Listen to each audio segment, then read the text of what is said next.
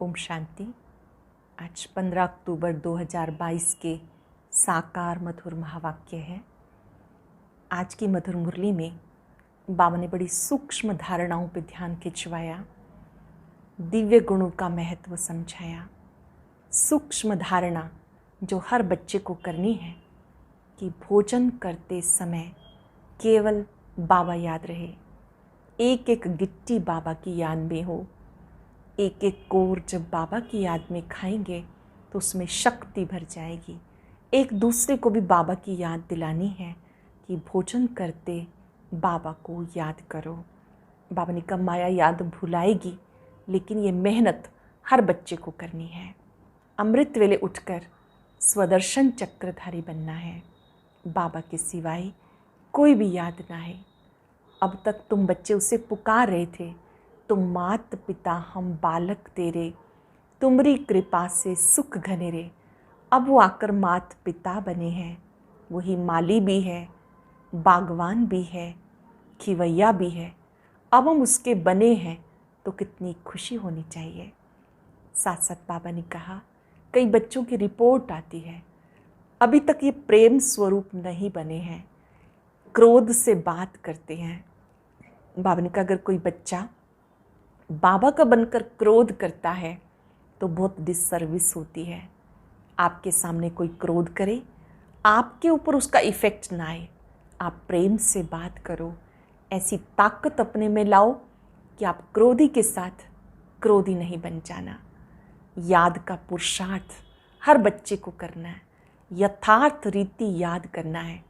बाबा ने कहा मेरे साथ घर चलने की खुशी खुशी तैयारी करो। घर चलना है तो पूरी तैयारी के साथ चलना है। आत्मा को याद से पावन बना लेना है। सुनते हैं बाबा के मधुर बोल। बाबा कहते हैं मीठे बच्चे सवेरे सवेरे उठ याद में बैठने का अभ्यास डालो। सवेरे सवेरे उठ याद में बैठने का अभ्यास डालो। भोजन पर भी एक दूसरे को बाबा की याद दिलाओ। याद करते करते तुम पास विद ऑनर हो जाएंगे। याद करते करते आप पास विद ऑनर हो जाएंगे। क्वेश्चन है किससे कमी के कारण बच्चों की रिपोर्ट बाबा के पास आती है। कई बच्चे अभी तक प्रेम स्वरूप नहीं बने हैं, मुख से दुख देने वाले बोल बोलते हैं, इसलिए बाबा के पास रिपोर्ट आती है। बच्चों को बहुत प्रेम से चलना है। अगर स्वयं में कोई अवगुण रूपी भूत होगा तो दूसरों का कैसे निकालेंगे। इसलिए देवताओं जैसा प्रेम स्वरूप बनना है, भूत निकाल देना है। देवताओं जैसा प्रेम स्वरूप बनना है, भूत निकाल देना है। गीता है आखिर वो दिन आया आज। ओम शांति। बच्चे गरीब निवास बाप को जान चुके हैं, बाप की याद में बैठे रहते हैं।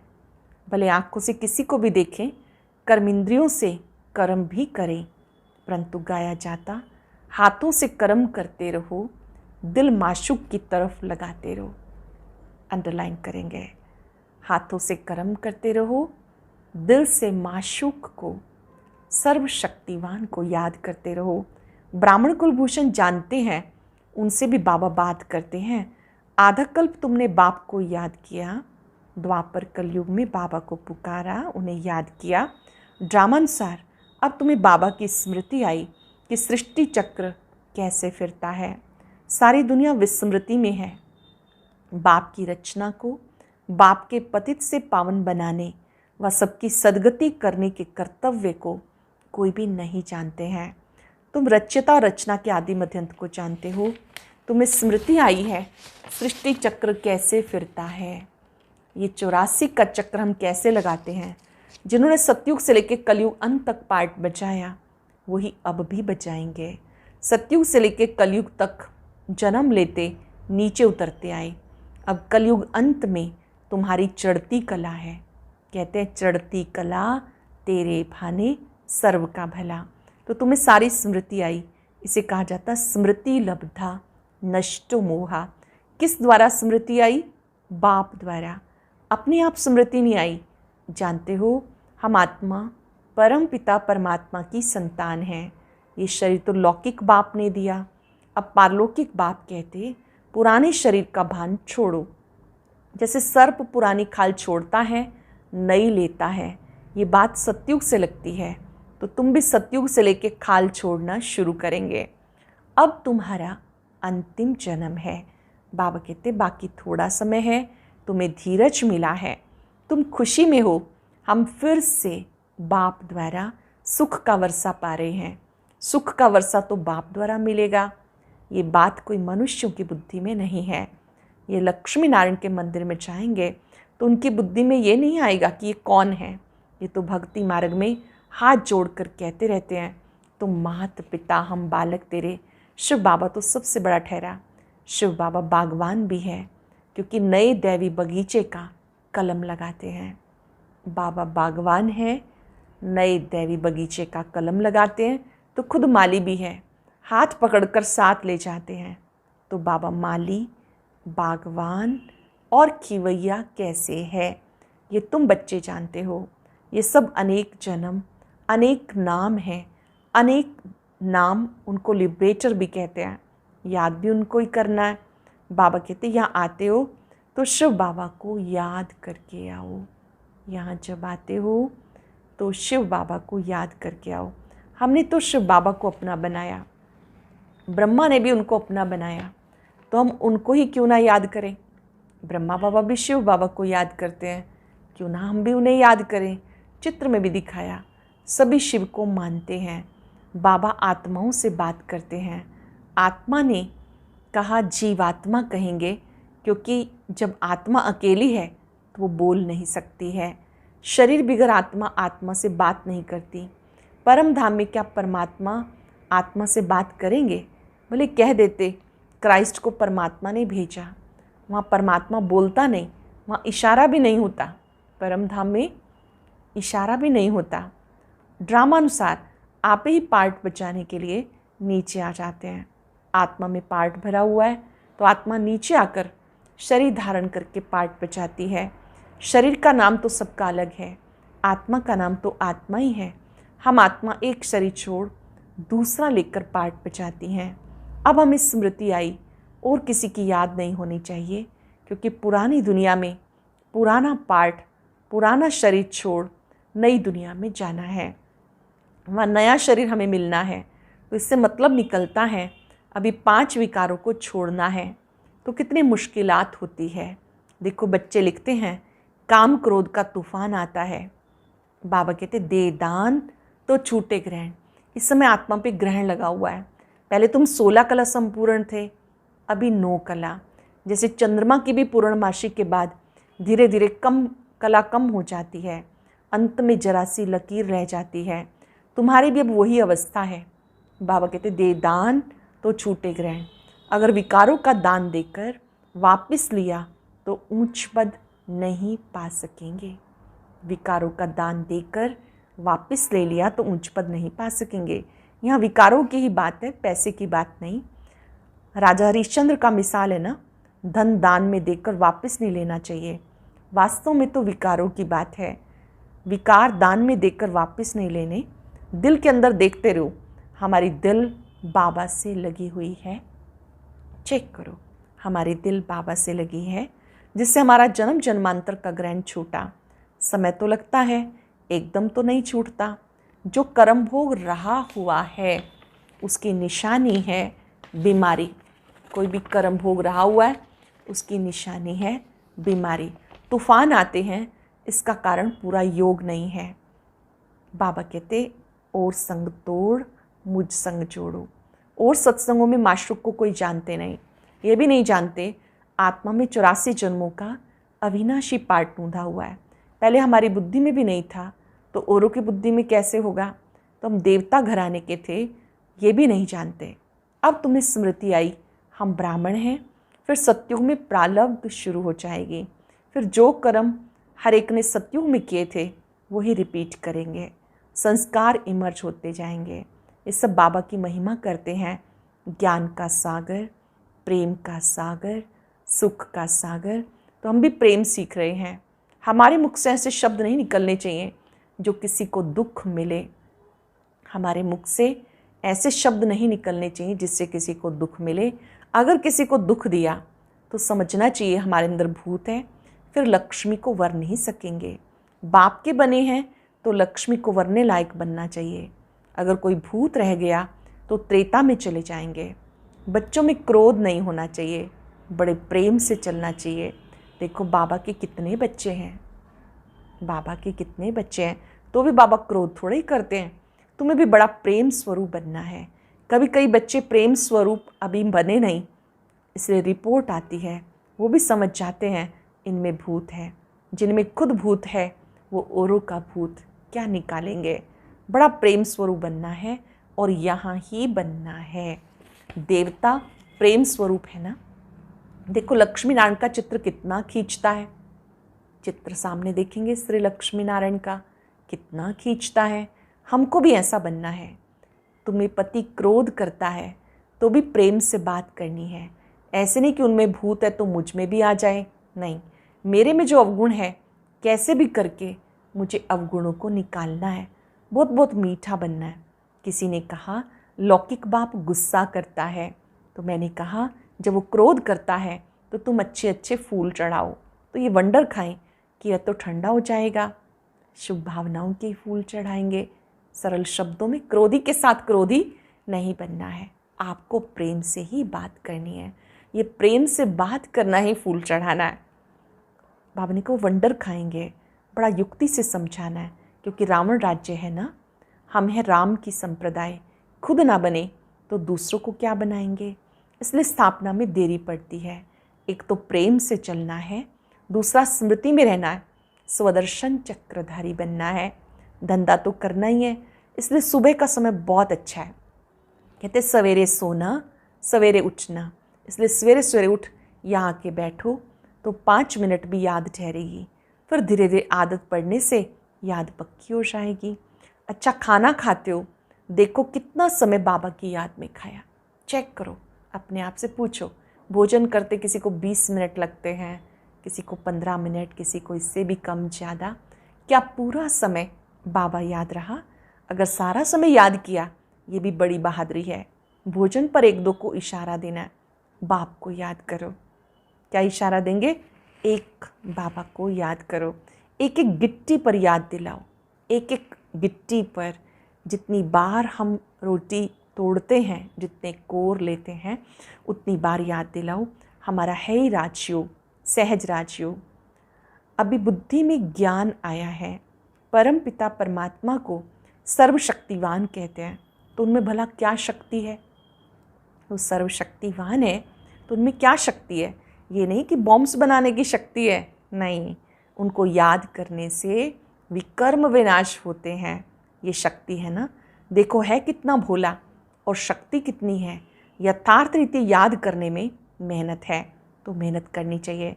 सुबह का समय अच्छा होता है, भक्ति भी सवेरे सवेरे करते हैं, ज्ञान में भी सवेरे का समय बहुत अच्छा है। बाबा कहते हैं मैं कल्प में 1 बार आता हूँ तुम्हें साथ ले जाने के लिए, तो बिल्कुल खुशी खुशी से जाना है। कल्प में 1 बार आता हूँ, तुम्हें भी खुशी खुशी से जाना है, दुख धाम से निकलना है। ऐसी स्मृति होगी तो डरेंगे नहीं। कितनी भी परीक्षाएं आएँ तो स्मृति पक्की रहनी चाहिए। ऐसी अवस्था जमानी है। अब तुम बच्चों को हम सो सोहम का अर्थ भी समझाया। हम सो परमात्मा नहीं, परमात्मा का बच्चा हूँ। मैं परमात्मा का बच्चा हूँ। ये हो गया हम सो के दर्शन का, हम सो के चक्र का दर्शन। इस याद से खाद निकलेगी। खाद निकालने का समय है अमृत वेला। तो 5वीं ऑनर बनने के लिए कृष्णपुरी का मालिक बनाने वाले बाप को याद करना है। 5वीं ऑनर बनने के लिए श्री कृष्णपुरी का मालिक बनाने वाले बाबा को याद करना। अच्छा मीठे मीठे सिक्किलदे बच्चों प्रति माता पिता बाप दादा का याद प्यार गुड मॉर्निंग। रूहानी बाप की रूहानी बच्चों को नमस्ते। रूहानी बच्चों की रूहानी बाप दादा को नमस्ते, गुड मॉर्निंग, शुक्रिया। धारणा के लिए सार। धंधा आदि करते भी स्वदर्शन चक्रधारी बन के रहना। 1-2 को बाबा की याद दिलानी है। कितनी भी परीक्षाएं आ जाएं तो भी स्मृति में जरूर रहना है। विकारों का दान देकर कभी वापस नहीं लेना, किसी को भी दुख नहीं देना, क्रोध नहीं करना, अंदर जो भूत हैं उन्हें निकाल देना है, अंदर जो भी भूत हैं उन्हें निकाल देना है। वरदान है, मालिकपने की स्मृति द्वारा परवश स्थिति को समाप्त करने वाले सदा समर्थ भव। मालिकपने की स्मृति द्वारा परवश स्थिति को समाप्त करने वाले सदा समर्थ भव। जो सदा मालिकपने की स्मृति में स्थित रहते हैं, उनके संकल्प ऑर्डर प्रमाण चलते हैं। मन मालिक को परवश नहीं बना सकता। ब्राह्मण आत्मा कभी अपने कमजोर स्वभाव संस्कार के वश नहीं हो सकती। ब्राह्मण आत्मा अपने कमजोर स्वभाव संस्कार के वश नहीं हो सकती। जब स्वभाव शब्द सामने आए तो स्वभाव अर्थात स्वयं प्रति, सर्व के प्रति आत्मिक भाव, इस श्रेष्ठ अर्थ में टिक जाओ। और जब संस्कार शब्द आए तो अनादि आदि संस्कारों को स्मृति में लाओ, तो समर्थ बन जाएंगे, परवश स्थिति समाप्त हो जाएगी। स्वभाव और संस्कार, स्वभाव में स्वयं का भाव सामने लाओ, आत्मिक भाव। संस्कार शब्द आते ही अनादि आदि संस्कारों को स्मृति में लाओ, तो समर्थ बन जाएंगे, परवश स्थिति समाप्त हो जाएगी। श्लोक ने वरदानों की शक्ति जमा करो, वरदानों की शक्ति जमा करो तो परिस्थिति रूपी आग भी पानी बन जाएगी। मातेश्वरी जी के महावाक्य बदनसीबी और खुशनसीबी। अब ये दो शब्दों का मदार किस पर चलता है ये तो हम जानते हैं। खुशनसीब बनाने वाला परमात्मा, बदनसीब बनाने वाला खुद ही मनुष्य है। जब मनुष्य सर्वदा सुखी है तो उनकी अच्छी किस्मत कहते हैं। जब मनुष्य अपने को दुखी समझते हैं तो अपने को बदनसीब समझते। हम ऐसे नहीं कहेंगे कि बदनसीबी व खुशनसीबी कोई परमात्मा द्वारा मिलती है, नहीं, ये समझना बड़ी मूर्खता है। परमात्मा ने हमें खुश नसीब बनाया, परंतु तकदीर को बिगाड़ना व बनाना सब कर्मों के ऊपर मदार है। ये सब मनुष्यों के संस्कारों के ऊपर है। फिर जैसे पाप और पुण्य का संस्कार भरता है वैसे तकदीर बनती है, परंतु मनुष्य इस राज को न जानने के कारण परमात्मा के ऊपर दोष रखते हैं। अब देखो, मनुष्य अपने को सुखी करने के लिए कितने माया के तरीके निकालते हैं, फिर उसी माया से कोई अपने को सुखी समझते हैं, कोई उसी माया का संन्यास कर माया को छोड़ने से अपने को सुखी समझते हैं। मतलब कई प्रकार के प्रयत्न करते हैं, परंतु इतने तरीके करते भी रिजल्ट दुख की तरफ जा रही है। जब सृष्टि पर भारी दुख होता है तब उस समय स्वयं परमात्मा गुप्त रूप में अपने ईश्वरीय योग पावर से दैवी सृष्टि की स्थापना कराई सब मनुष्य आत्माओं को खुशकिस्मत बनाते हैं। जिस समय ओम शांति कहते हैं उसका यथार्थ अर्थ है मैं आत्मा शालिग्राम उस ज्योति स्वरूप परमात्मा की संतान हूँ। हम भी वही पिता ज्योति बिंदु परमात्मा के माफिक आकार वाली हैं। बाकी हम शालिग्राम बच्चे हैं तो उनको अपने ज्योति स्वरूप परमात्मा के साथ योग रखना और लाइट माइट का वर्षा लेना है। उस निराकार परमात्मा को श्वासोश्वास याद करना है। इसको अजपा जाप कहते हैं। परमात्मा को श्वासोश्वास याद करना है, इसको अजपा जाप कहते हैं। अजपा जाप माना कोई मंत्र जपने के सिवाय नेचुरल उस परमात्मा की याद में रहना। कोई मंत्र नहीं जपना, नेचुरल परम पिता की याद में रहना। इसको पूर्ण योग कहते हैं। योग का मतलब एक ही योगेश्वर परमात्मा की याद में रहना। तो जो आत्माएं परमात्मा की याद में रहती हैं उनको योगी अथवा योगनिया कहा जाता है। योगी और योगनिया कहा जाता। जब उस योग अर्थात याद में निरंतर रहे तब विकर्मों और पापों का बोझा नष्ट होता है। आत्माएं पवित्र बन भविष्य जन्म में देवताई प्रारब्ध पाती हैं। अब ये चाहिए नॉलेज, तब योग पूरा लग सकता है। अपने को आत्मा समझ परमात्मा की याद में रहना, ये सच्चा ज्ञान है। सच्चा ज्ञान कौन सा है? अपने को आत्मा समझ एक परम पिता की याद में रहना। आज हम अभ्यास करेंगे, मैं समर्थ आत्मा हूँ। मैं समर्थ आत्मा शक्तियों से भरपूर हूँ। मैंने स्वभाव संस्कार को समझा है। मेरा स्वयं का भाव सबके लिए कल्याण का है।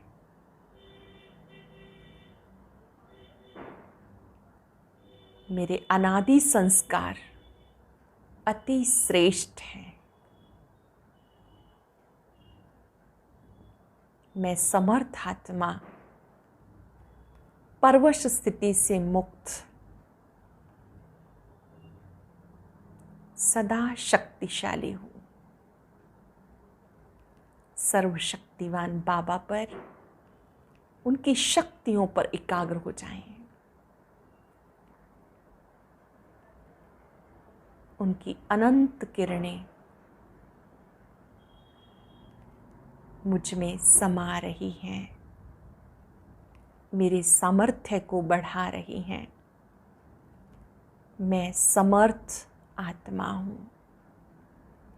मैंने आज संकल्प किया है, भोजन पूरा समय एक बाबा की याद में खाना है। अमृत वेले शक्तिशाली योग से पांचवी डॉनर बनना है। शुक्रिया बाबा, शुक्रिया। और अब सुनते हैं आज का अव्यक्त ज्ञान मोती।